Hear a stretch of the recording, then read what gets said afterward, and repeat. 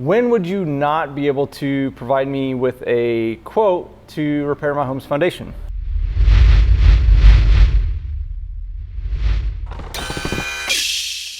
Hey everyone, welcome to another episode of Foundation Repair. You ask, we answer.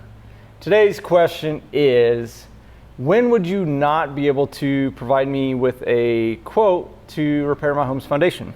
Sure.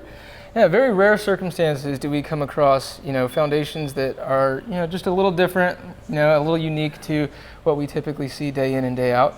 And for those reasons, we typically, recommend having an engineer look at it first before we provide a price. And what those scenarios could look like is, either retaining walls or homes that are built on slopes or hillsides, and other scenarios where there may be additional weight added onto the foundation by way of using additional concrete and mud jacking in different scenarios like that.